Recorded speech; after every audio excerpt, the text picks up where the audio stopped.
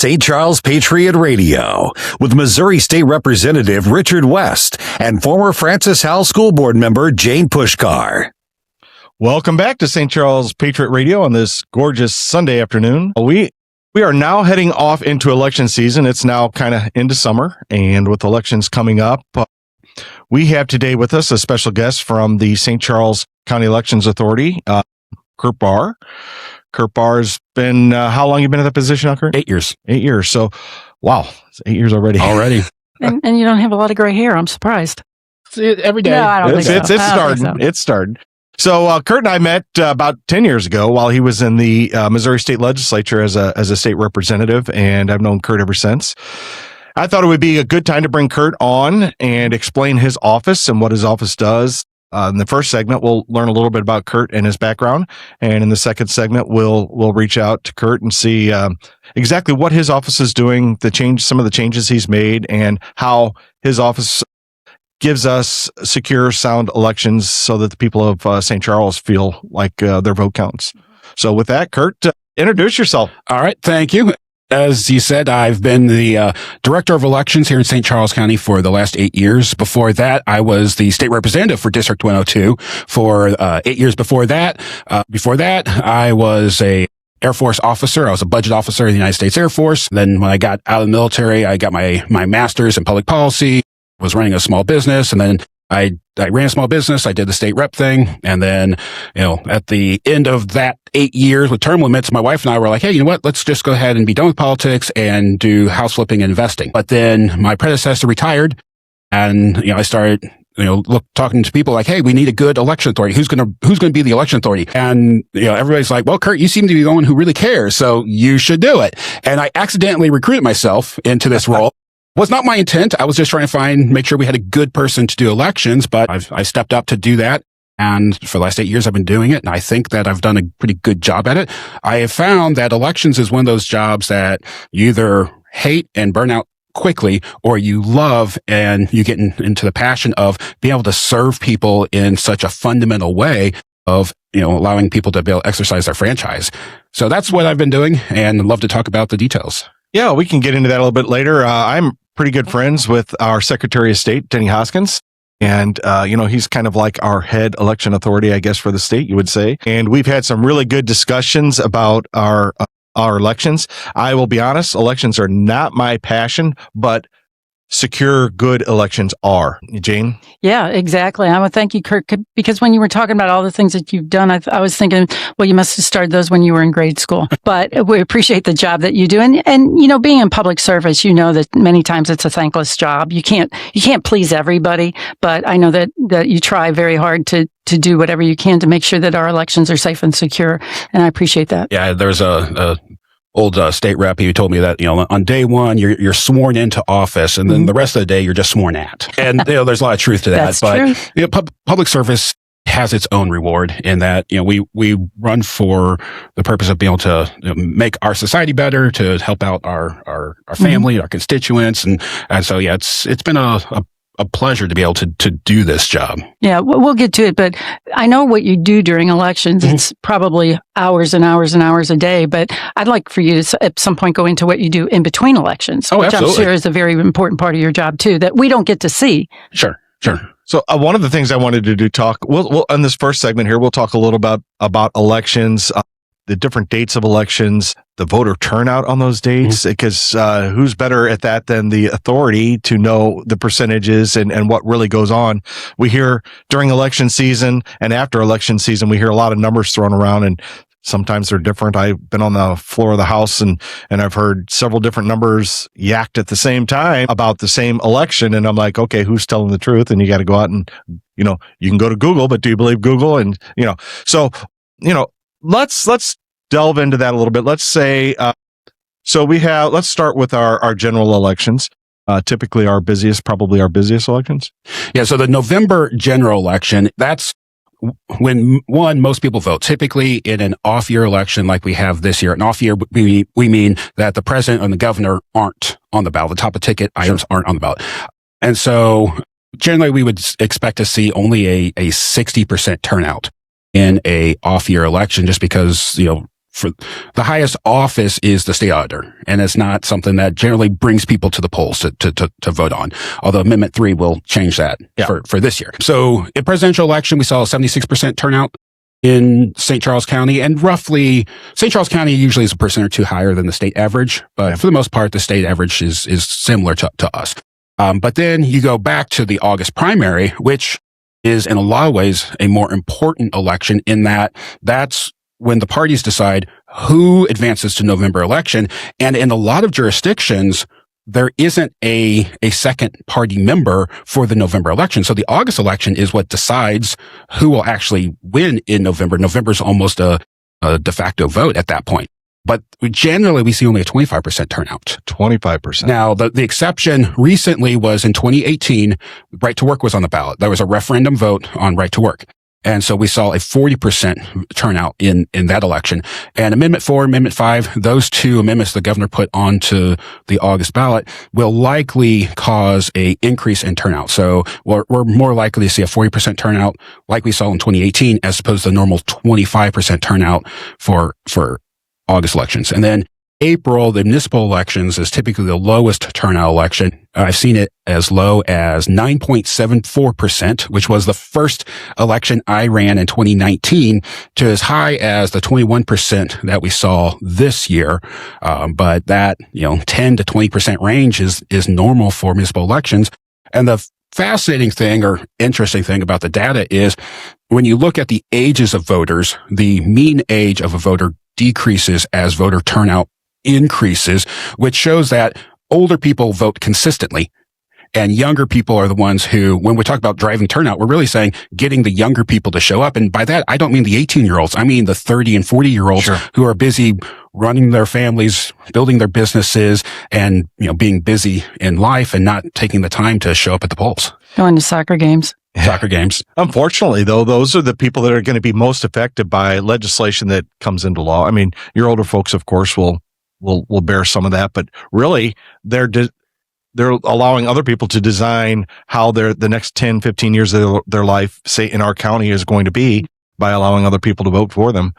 And I know we've had some big issues. So is it fair to say that I have not had a non-Trump presidential election. So that would be interesting in 2028 to see, who the two parties present to us. The reason I ask that is not to be partisan here, but it's the numbers you quoted. To me, 76% is actually a good number. I mean, I would love to see 100%, but I know that in some other counties that even during a presidential election, that voter turnout is quite low. They do see a lot lower turnout in some of our smaller areas. And part of that is that if you have a population where they are predominantly like Republican or Democrat, that they're like, well, our guy's going to win. So they just don't care. That apathy comes when you are surrounded in an area where everybody votes the way you vote. You're like, well, why do I need to bother to vote? So one of the reasons why St. Charles County has a good turnout is we're a little bit more purple than a lot of people realize. Yep. And, in this election, for the November, the Democratic Party is really trying to make a play for the state representative seats. And they're going to push hard in November and to try to make St. Charles County a competitive area, which hopefully Republican voters recognize and show up in force because, while we are more purplish, we're still a red county. Yeah, I've said before many times on the show, we are a more diverse county than people really give us credit for. But on the other hand, I also think no matter what side of the fence you're on, I think we are more conservative generally. So the Democrat side would be more closer to the middle than far to the left. I'm not going to say they're not out there because they are. We see them. But I think our county is very centric as far as we have some of the far right, we have some of the far left, but the majority of folks are right along that center line, either right of or just left of.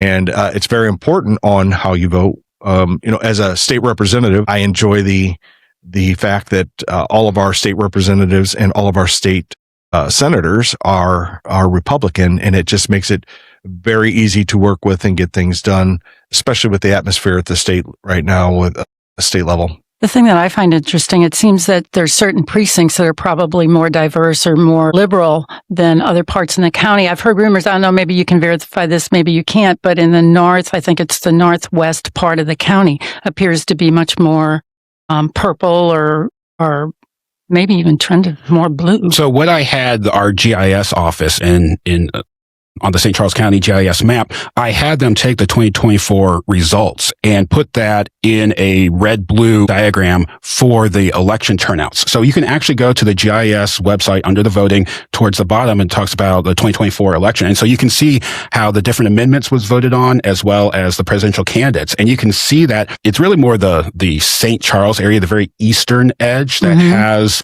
the most blue voting precincts. And then, there are some quadrants over around in Wentzville that are a little bit more purple, but, it's really kind of like along 70 and 364. That area is the highest concentration of Democratic voters. And I can attest to that because I sat at 3 of those precincts on Election Day in April, and you could definitely, there's a different look sometimes to people that are voting. You can classify them by demographics, age, whatever, but sometimes they actually wear what they believe in, either in clothing or hairstyles or whatever it is. And by sitting at those 3 precincts, I thought, wow, it's changed a lot since, I've been here, I've been back for 19 years, but yeah. Well, let's talk a little bit about your GIS mapping and what your office provides. Yeah. You just gave a lot of really good information there. So the voters of St. Charles County and outside of St. Charles County can go to your website. What kind of things can they find out at your website? sccmo.org/elections. That's the St. Charles County Election Authority. We have worked really hard to put a lot of information onto our website for voters. So on Election Day, we have our election night reporting website that displays the information as we process it. We put it onto the website until we're done, and then we unlike California, we are done with our tabulation by the end of Election Day. But it takes a little while to get started because we want to make sure every polling place is closed down before we start putting that information up. We also have a very comprehensive FAQ page, frequently asked questions. So anytime we get a odd, unique question, we will add that to our website so that if voters have any type of questions, they can go there.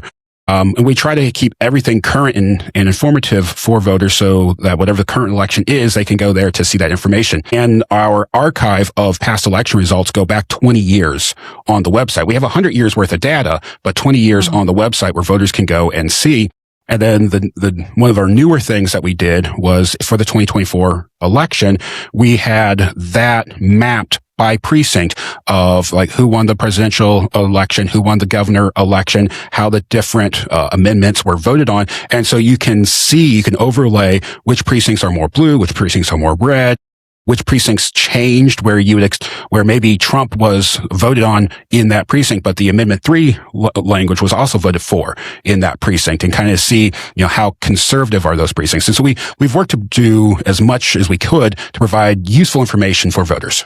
For those data geeks out there, that's got to be a wonderland of information. So many appreciate that. Things that go into one election. I was thinking about election judges. Do you always have the right amount of judges? Is that hard to do? So recruiting election judges is always hard, or it's always an ongoing effort because our election judges tend to be a little bit older. We tend to have some who retire after every election, or at least every general election. But St. Charles County being a little bit more purplish, we do have enough Democratic judges as well as Republican judges. And so we are blessed, whereas in like St. Louis City or even Warren County, they struggle to get one of the two parties as election workers. So, we have on average 650 judges that we'll use in a countywide election. Well, we're almost ready to go up to break, but I think, Kurt, you're going to stay around with us, and we're going to kind of delve into some of the changes you've made in your office. And because I know there's been some turmoil the last couple of election cycles with people at voting polls and things like that. And a lot of that has to do with state law and the way state law works. But we'll talk about all these things when we come back. St. Charles Patriot Radio with Missouri State Representative Richard West and former Francis Howell School Board member Jane Puszkar. Thanks for hanging around St. Charles Patriot Radio. We have an honored guest today that we were speaking to last segment, our St. Charles County Elections Authority, Kurt Bahr. And we covered a little bit about our elections office and some of the cool things that it offers to the county, to its residents, and some information and data. But I want to get into the weeds on a little bit about some processes of your office, the things your office does to maybe prepare for an election, during the election, and actually what you do after the election. So first, let me point out today, June 14th, From 2 to 5 at the Election Authority office, we are having a open house and candidate meet and greet. And so this is a first time that we've done this, where we will have tours of the Election Authority office, and we've actually made some really nice informational posters to kind of explain the process so people can see our chain of custody, our procedures for the absentee ballot counting, election judge training. We even have a polling place set up, and we have these kid ballots that kids can go ahead and vote the ballots and see the process, see how our ADA machine works, and explore all that, as well as meet a lot of the candidates who will be on the ballot in St. Charles County in the August 4th election. So that's a behind the scenes curtain that we're advocating for and asking people to come and see what we do. So that's, so today, June 14th, 2 to 5, coming. I encourage people to come to that, because your office it's amazing. I mean, first of all, you got lots of storage everywhere, but outside of that, what you have to do to prepare for an election is crazy. I was an election judge for a couple of years, and I was just amazed. Oh, I'm sorry. I had a question about the event. Something tells me, and I know you probably know this already and have already looked into it.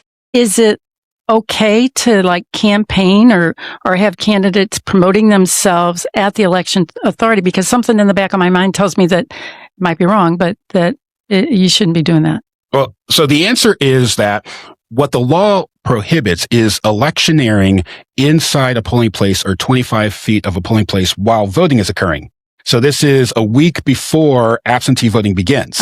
Okay. So there is no active election, and so there is no problems there. But it is a good point that, when voters go to a polling place, one of the first things they'll see is a number of people sitting out in lawn chairs, holding signs, and usually being nice and saying, "Hey, thank you for voting." Well, those are either the candidates or volunteers of candidates advocating for, them to vote for their guy, their gal, or the issue that may be on the ballot. And as long as they're 25 feet from the door that the voters enter, then that's all perfectly legal. Thank you for explaining that. So I just want to be clear, this is for all of the candidates. This is for all candidates of all parties. This is for everybody. So we've opened this up to all the candidates who will be on the August election in St. Charles County, which is about 85 different people, as well as there's going to be 5 different ballot measures that will also be on the ballot this August. Will those people be there too? For the ballot measures? The ballot measures, no. There's no people for a ballot measure. Well, so at that, and I talk didn't, for and against.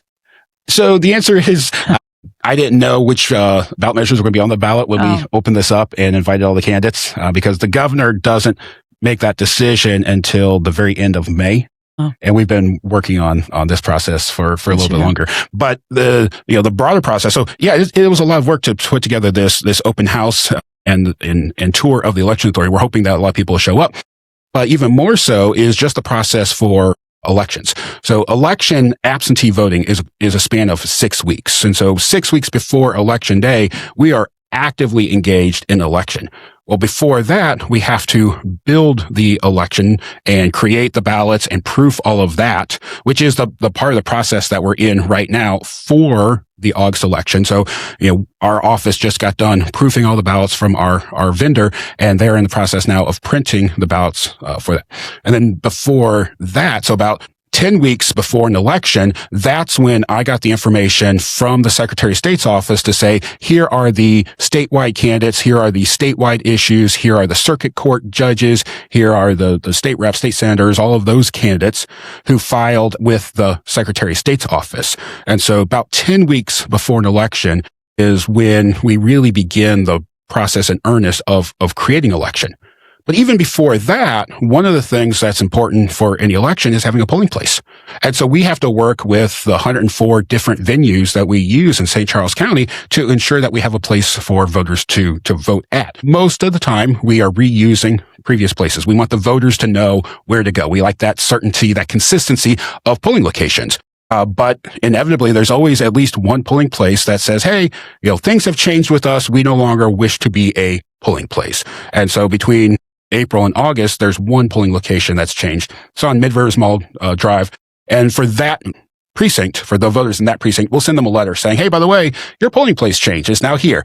And then when we send out the sample ballots to all the voters, which is usually about 3 weeks before Election Day, that will show where your polling place is, as well as it will show your sample ballot.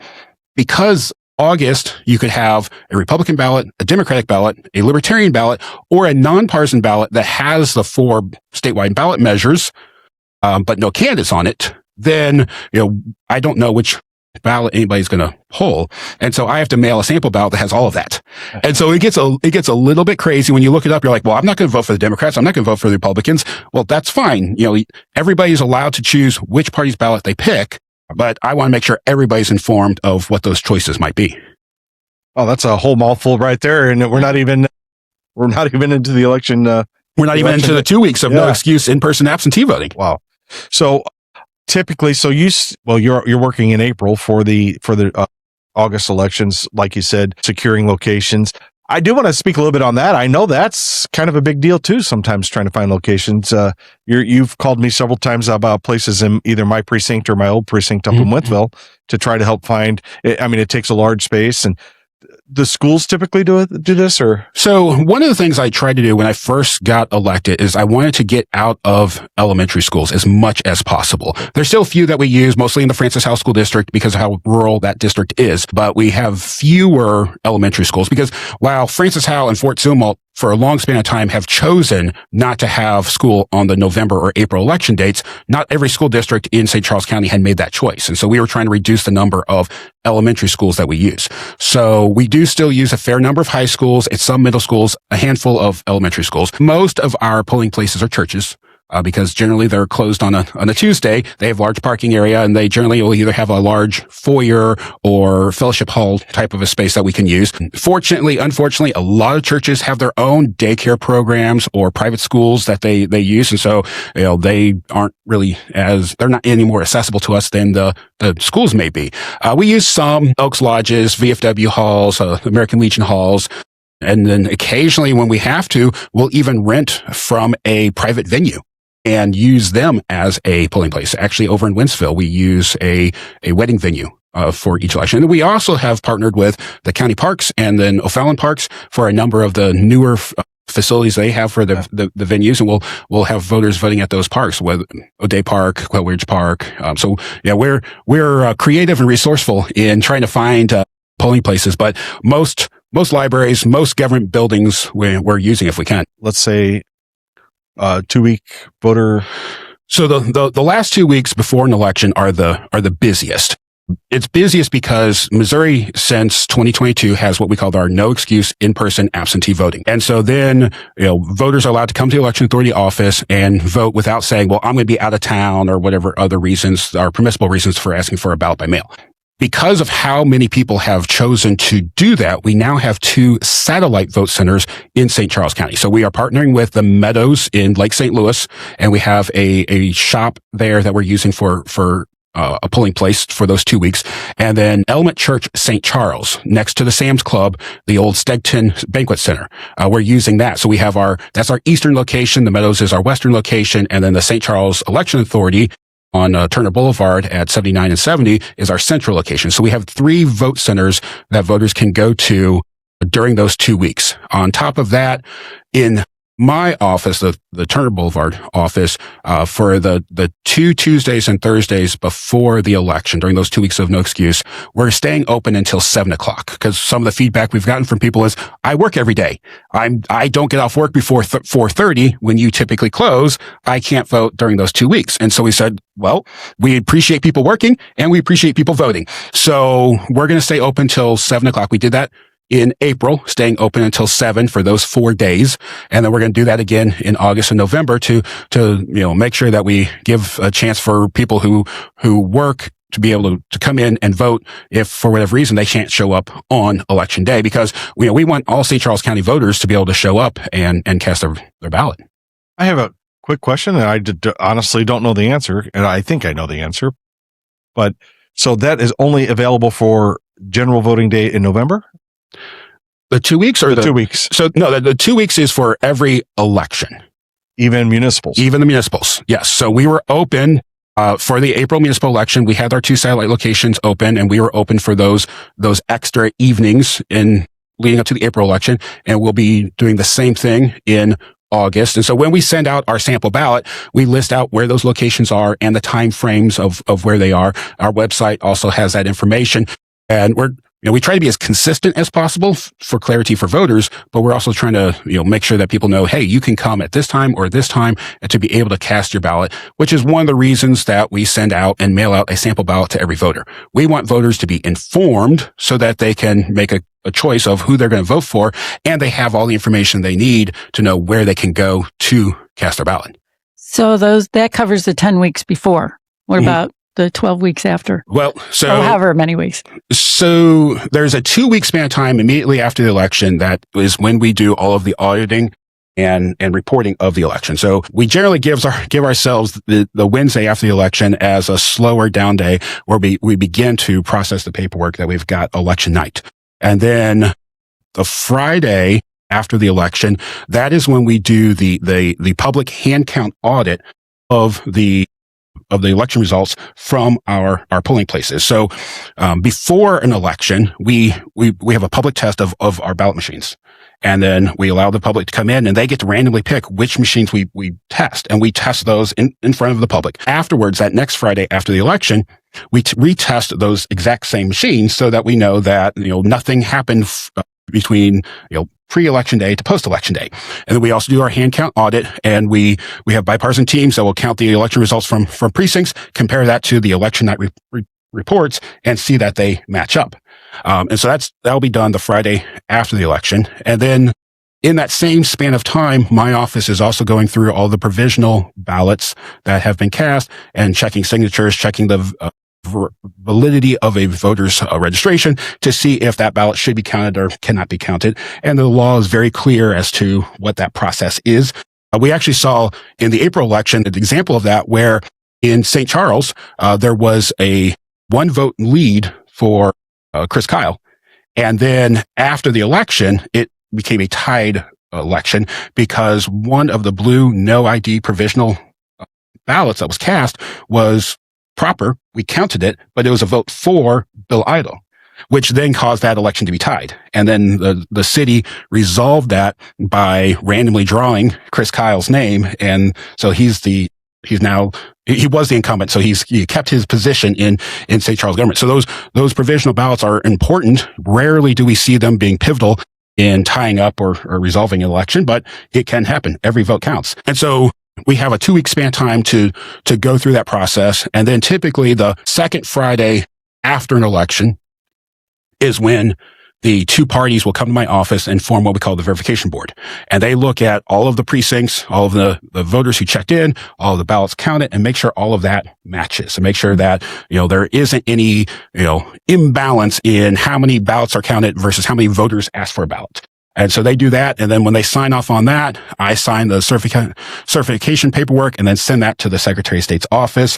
And then whoever the winners are, they're notified by the Secretary of State's office. Hey, you get to go to the November election, with the exception of our central committees. Those township races, they win by default in the August election, because they don't go on to the November ballot. Sounds like a lot of activities. What is your biggest challenge in the minute or so we have left? The biggest challenge in any endeavor this large is people. Educating the voters of when and where and what, as far as like where their polling place, what's on the ballot, what the law is. That's always the challenge. We spend a lot of time, effort, and money to make sure that voters are informed so that they can go to the polls.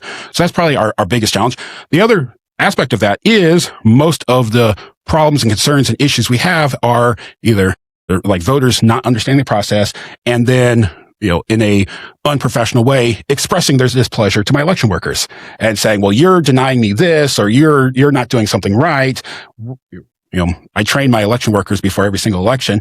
And so, generally, if a voter's questioning an election judge, more often than not, the voter is just ignorant of how the law actually works. But, that's why we do so much to educate the voters on what the process is so that they feel confident that, they can correctly cast their ballot and that their ballot's going to be counted. Great. Well, Kurt, thanks for coming in today and explaining the process of our elections in St. Charles County. Everybody, please stay tuned. We're going to have Byron Keeling from Freedom Principle on next.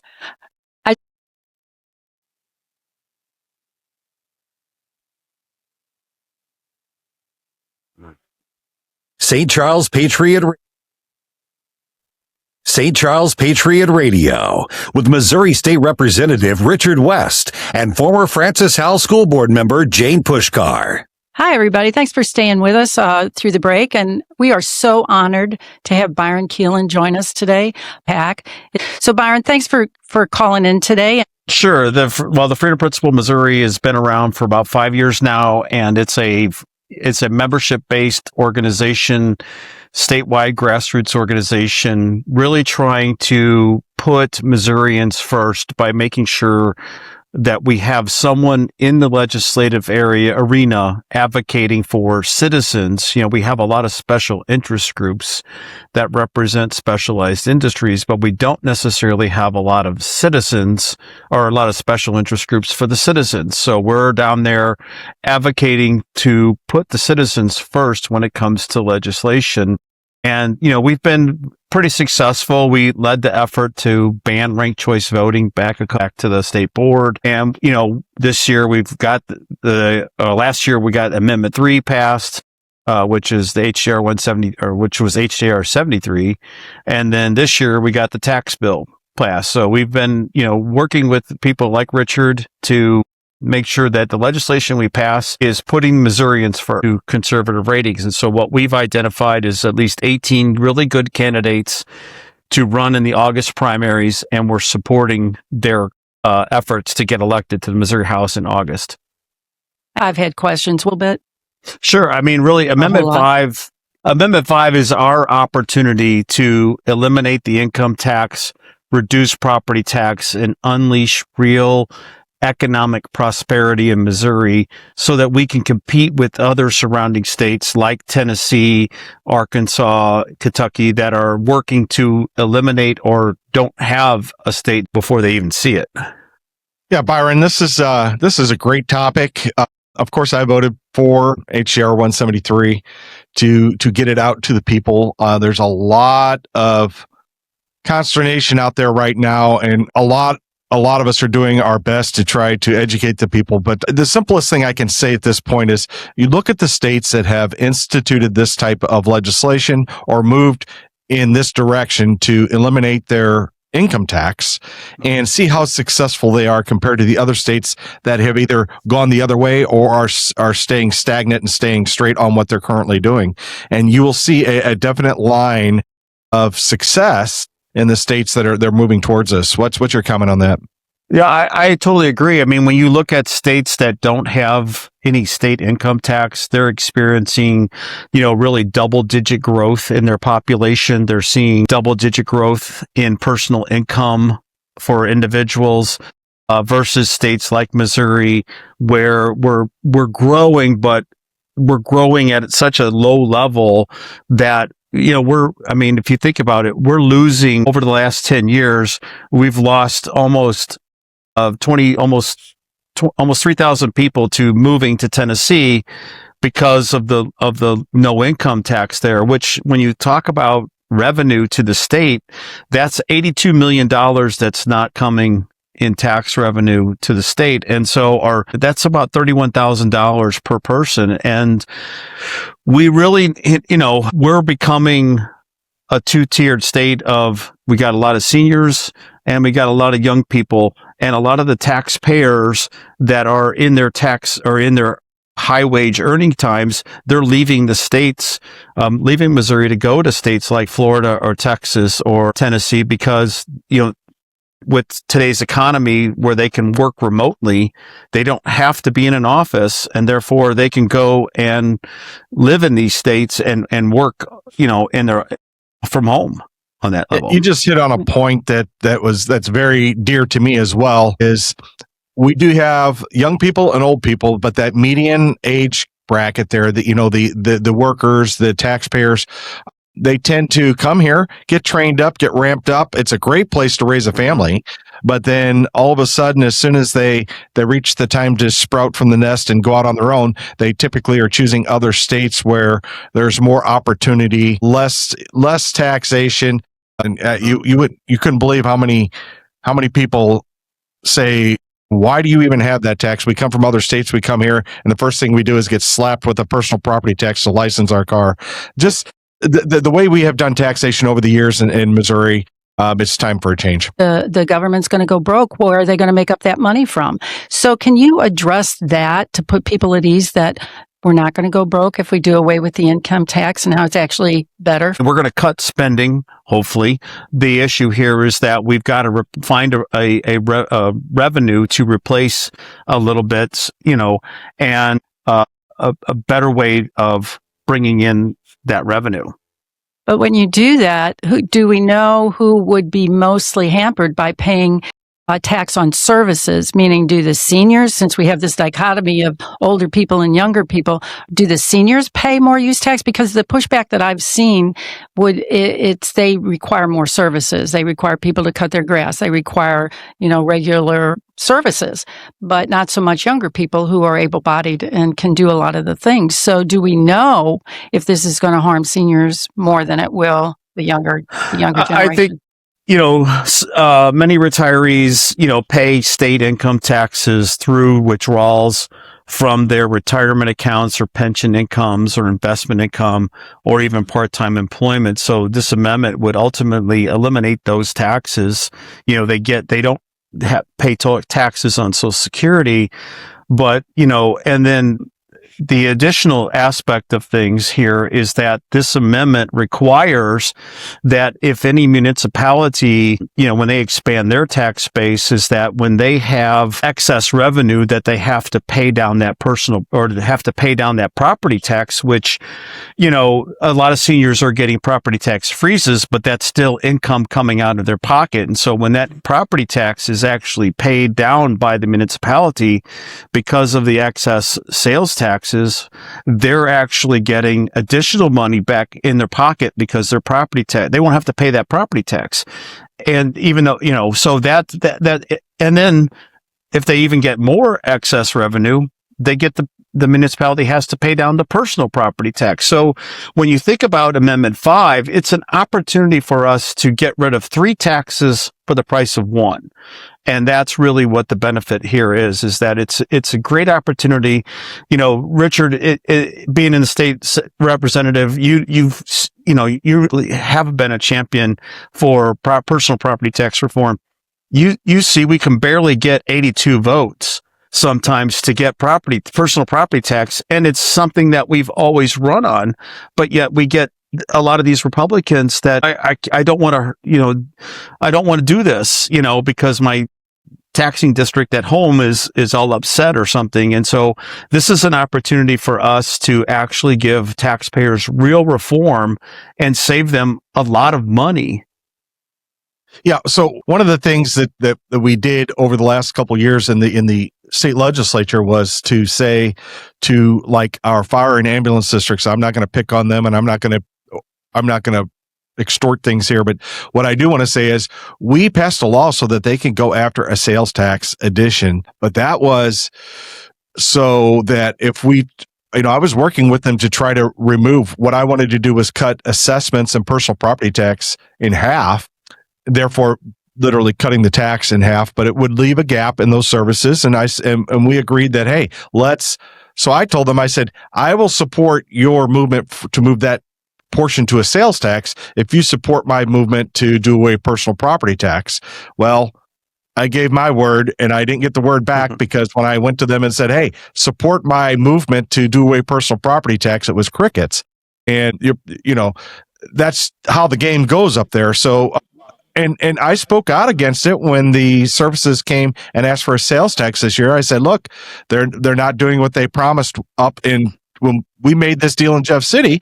They're not doing what they promised, and we educated the people, and the people voted it down in St. Charles. So I'm glad that the voters are paying attention to what's going on, and I think this initiative here is going to be great for the state of Missouri. I want to touch on something real quick. We're short on time, but one of the things I know that the realtors are against this, and they're putting a lot of money against this. And I don't understand why. And they're using the misnomer that we're going to be taxing the sale of property. That's not true. We're taxing the service to sell your property, but we're not taxing the sale of property. Yeah, so it's crazy. Yeah, it is They're crazy. just not telling people the truth. Right. And the issue here is that like I said, when you get that excess revenue, it pays down the property taxes, it pays on the personal property taxes. It's going to increase the value of that property. People are going to be able to buy bigger, more expensive homes if they want to upgrade. This is going to increase development into middle to low income housing, so that low income people will be able to move into housing instead of apartments and things, because they won't have to pay the property tax on that type of thing. So really, they should be all for this, but they somehow are misguided on this. Well, one of the things that this does for me is this does not allow government to grow faster than the rest of society. With the rate of inflation and things like that, it kind of keeps them in check. With if you only get a 3% raise, the government should only get a 3% raise, and this kind of keeps them in line with everybody else. The government may typically get a 10% raise, and everybody else only is getting a 1% raise because of a downturn of society. Then why should government enjoy a higher raise than what you or I would enjoy? Because of a tight society, a tight, economic situation. So yeah. I think for me, that's what it does. I think smaller, limited government is where we should be heading anyway. So Byron, in your last 30 seconds we have left, can you please hone in on the one point you want to get across about Amendment 5? People can learn more about Amendment 5. They can learn more about other amendments on our website at freedomprincipalmo.org. And then they can also join to support us and help us in our causes. Byron, thanks for talking to us today, and we do hope to have you back on before the election to go deeper. I'd love to. Appreciate Thanks the again, opportunity. Byron. You are listening to St. Charles Patriot Radio on News Talk STL.